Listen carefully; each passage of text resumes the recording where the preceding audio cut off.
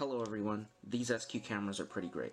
Their price to performance ratio is very solid, and their small size means that they can fit in many situations.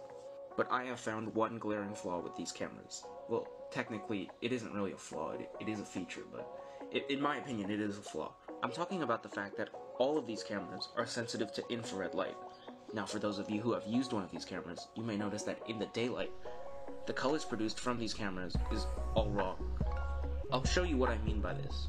Now in this clip, only the flowers in the bush are supposed to be pink, but as you can see, the entire video has this pink hue to it. And there's also this clip. In this clip, the grass is much more yellow than it is green, and it's very apparent, especially when compared to another camera. This is actually an intended feature for these cameras. Now, all of these cameras have been sold with a night vision feature, and all that really does is turn on the infrared lights at the front of the camera. Now, these camera lenses are especially sensitive to infrared light, which is why they can see so much with only their own lights as a source of light. This video is a simple how-to guide on how to block infrared light from reaching your camera lens, which results in restoring proper colors to the images that this camera can capture. I'm not going to demonstrate this with every camera here, only the ones that I feel like are worth using, and that is the SQ8, the SQ11, the SQ12, and this SQ13. For those of you wondering where my fake SQ11 has went, it's been reduced to that. Since my SQ8's battery failed, I had to take out the battery from this one and put it into my SQ8. With that being said, let's get started. So what you'll need for this project is an infrared cutoff filter, and as the name suggests, this will cut off all infrared light from reaching your camera lens. Some type of adhesive, for me I'm using mounting putty, and of course your camera. I have been calling it a project, but it is literally as simple as just finding a way to mount this cutoff filter in front of the lens. Now here I have already attached my mounting putty, and it is now just as simple as finding a sweet spot to get it to stick to the mounting putty without blocking the camera lens.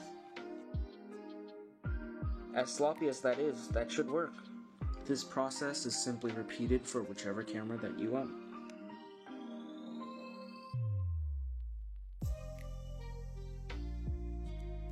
Now, it is best to wipe down the filter before you put it on, because as you can tell right now, the filter is pretty smudgy from my fingerprints. For SQ12 owners, I would just suggest to use the waterproof case. It is as simple as just dropping the filter on top of the lens or in front of the lens and putting this into the waterproof case. And just like that, I have mounted it without ever smearing the lens. For those of you interested in how this filter will impact night vision, well, I guess we'll test it right now. As you can see, the night vision lights are on. I am going to turn off my lights in the studio. What we're going to focus on is this Porsche. Let's test it.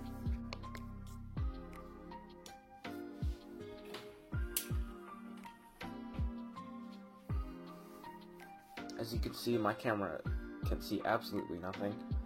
I don't even know where the camera is. There it is. And as you can see, the lights are on. And we'll stop the recording now and turn back on the lights. I'm actually recording this part later, but I'm going to remove the infrared cutoff lens while it is already recording to show you what a big difference it makes. Alright.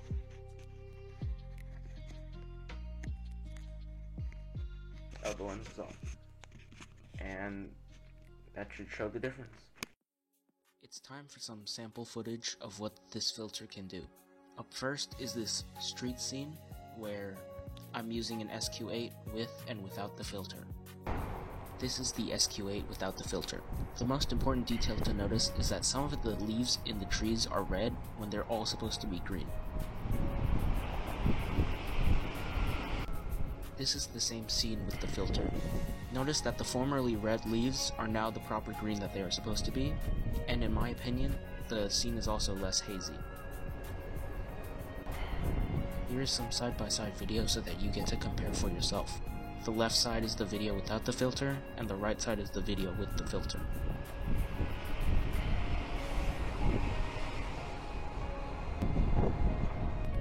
This is still the SQ8. As you can tell, I tried to do a side-by-side comparison of this hillside, but the videos don't exactly line up perfectly.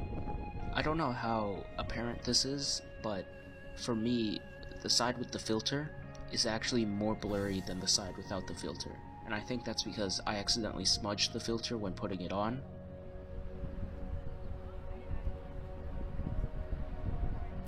Up next is the thumbnail comparison, and I am using an SQ11 here.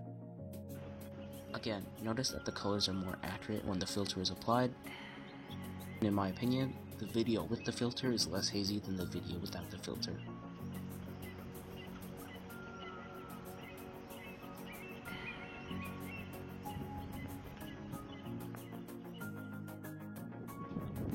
This is still the SQ11. As you can see, the video on the right has more greener grass, while the grass color is muted on the left. But this is a comparison where I'd say the filter doesn't make that big of a difference.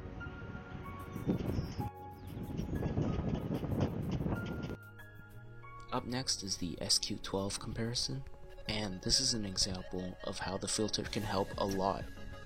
As you can see on the left, all of the colors are gone completely, but when using the filter, almost all of the green from the plants have come back.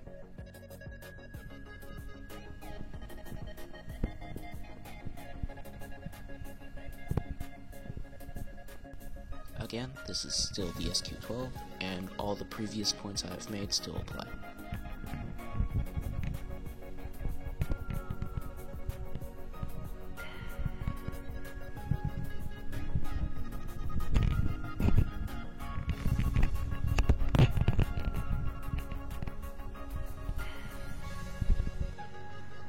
These last two clips are from the SQ13, and all of my previous points are applicable to these clips.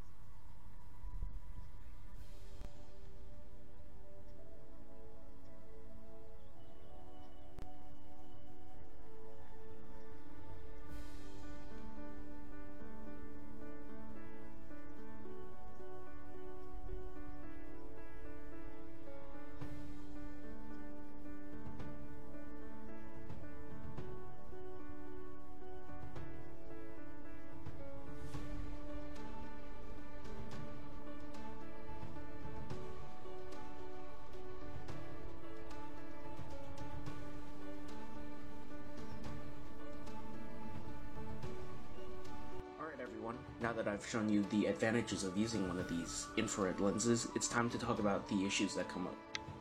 The first issue with using these lenses is the price. Now these cameras usually cost around 10 to 15 American dollars, and I bought these two lenses for $5 total. That short purchase is already like a third to one half of the total cost of the camera itself. Secondly, these IR-cut lenses are hard to come by. There's not a lot of manufacturers that make these lenses, especially at this size, and the only ones that I could find at a reasonable price were 6x6mm, and they're actually too small to cover the entire lens of the wide-angle cameras, like the SQ12 and the SQ13. I'll try to show some video of that right now. As you can see in the full video, the corners aren't actually being covered by the IR lens. Another issue is that the video with the lens isn't always guaranteed to be better than just having the camera without the lens. I'll show some sample video right now, and as you could tell in this pavement, the color balance from the camera by itself was actually better than it with the lens. Another issue is that using this will disable the night vision feature because it'll block off all the infrared lights that the cameras use to make the night vision mode. The final issue with these lenses is that they need constant maintenance. Whenever I even adjust the lens, they need to be wiped with a microfiber cloth, or else the video that the cameras will produce will be blurry. And that about concludes this video. If you thought this guide was helpful, please leave a like. If you want to, I'd ask that you consider subscribing. And if you dislike the video, please leave a comment why I want to improve these videos. And I want to thank you all for watching, and I hope you all have a nice day.